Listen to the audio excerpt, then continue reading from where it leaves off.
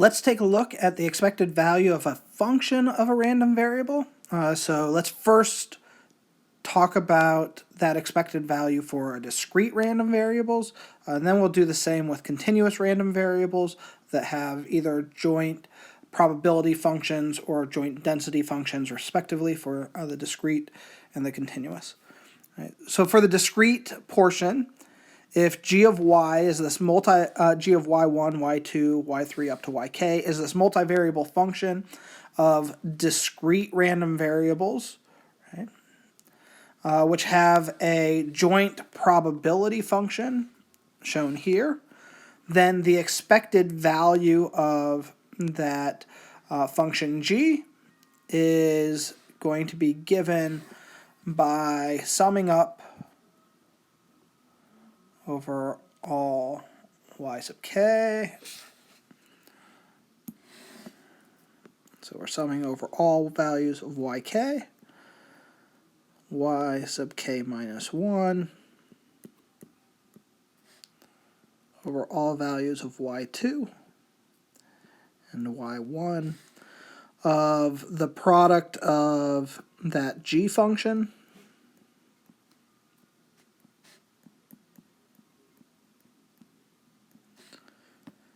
and the probability, that joint probability function.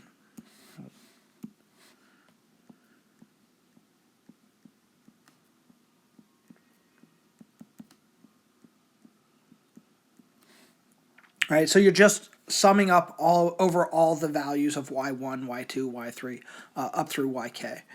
And for the continuous case, we do the same thing. It's the same general idea, only instead of having these sums, we're dealing with integrals instead, right? And so we have an integral from negative infinity to infinity, an integral from negative infinity to infinity, and now we have this joint density function, and we want to know what is the expected value. So so we have g of y1, y2, up through yk, times the density, that joint density function.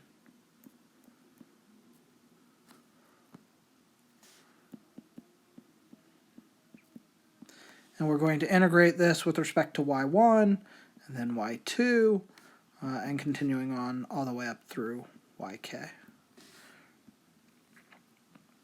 All right, so let's take a look at an example. Let's find, so if y1 and y2 have a joint density given by this thing right here, then we want to find what is the expected value of y1, y2. Right. And so we want to take an integral from negative infinity to infinity and negative infinity to infinity of our function, which is going to be y1, y2. Right? So that is the function we want to find the expected value of, and we're going to multiply that by the density. Right? And so we have our product here. We're integrating this with respect to y1, and then with respect to y2. Notice that our values of y1 are between 0 and 1. Our values of y2 are also between 0 and 1, are only non-zero in those ranges. And so it's 0 everywhere else. So we can rewrite this as an integral from 0 to 1 and 0 to 1 to y1 squared y2 dy1 dy2. So here we are integrating with respect to y1. So when we go through and we are doing like this integral right here, we're integrating that with respect to y1. We will treat the y2 right there as a constant. And so when we integrate, we're not going to add anything to the power here for this portion. It's just going to stay as y2. We're treating it as a constant. And so when we integrate this thing with respect to y1 first, we now have 2 y1 cubed y2 over 3. So we've added 1 to our power of y1 and divided by the new power. We're evaluating that with values of y1 going from 0 to 1. And so this is ultimately now the integral from 0 to 1 to y2 over 3 dy2. Integrate now with respect to y2, so we add 1 to our power of y2, divide by the new power, and we're evaluating that from 0 to 1, and so we ultimately end up with 1/3. That is the expected value of y1 times y2. What if we wanted to find just the expected value of y1 or just the expected value of y2? Well, we could use exactly the same ideas, right? So we're going to integrate from negative infinity to positive infinity, negative infinity to positive infinity.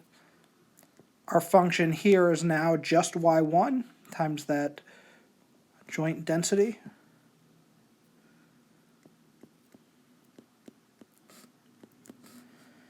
And so we can restrict those to 0 and 1 for the values of y1 and y2 respectively.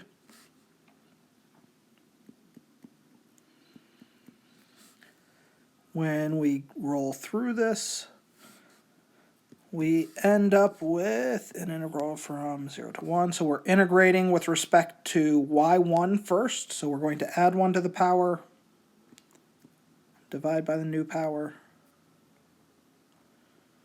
We're going to evaluate that from 0 to 1.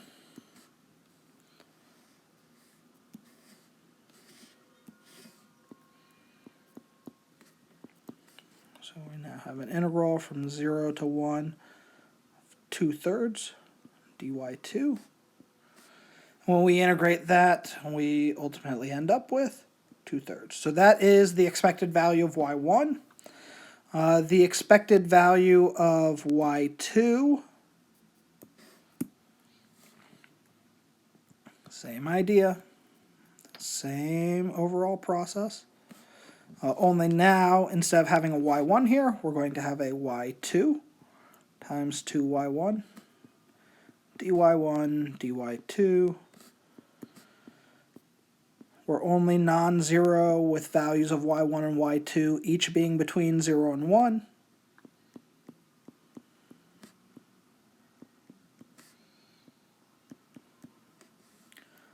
We first integrate with respect to y1, so we're going to treat y2 as a constant. So we add 1 to our power of y1, divide by the new power, so that's going to cancel out with that 2 that was in front. We're going to evaluate our y1 values from 0 to 1.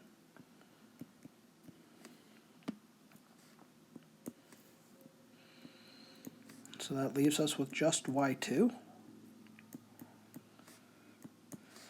And when we integrate this, we get y2 squared over 2, evaluated from 0 to 1, which ultimately gives us 1/2. So that is our value there. If we wanted to find the variance in y1, remember that for variance, this is the expected value of y1 squared minus the expected value of y1 squared.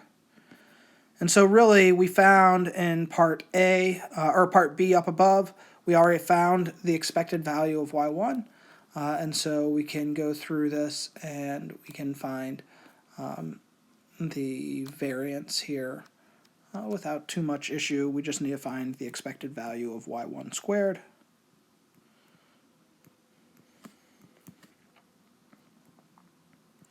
We're going to integrate from 0 to 1 and 0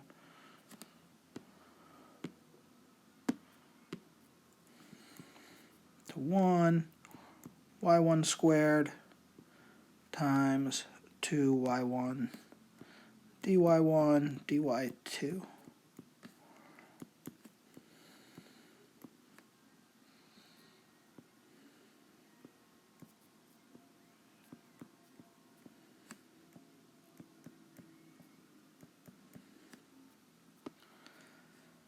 So we get 0 to 1. Adding 1 to our power of y1, so that now gives us y1 to the 4th. Divide by the new power. That's going to be evaluated from values with values from 0 to 1. So we get then 1/2 integrated from 0 to 1.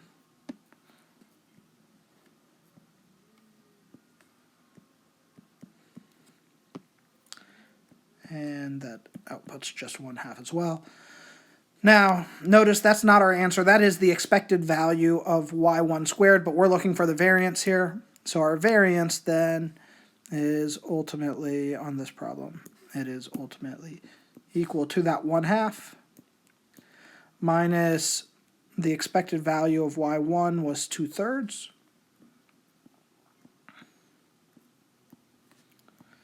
So we have 1/2 minus 4/9. And so then that variance is ultimately equal to 1/18. So that is our variance. All right, we'll look at some more examples next time.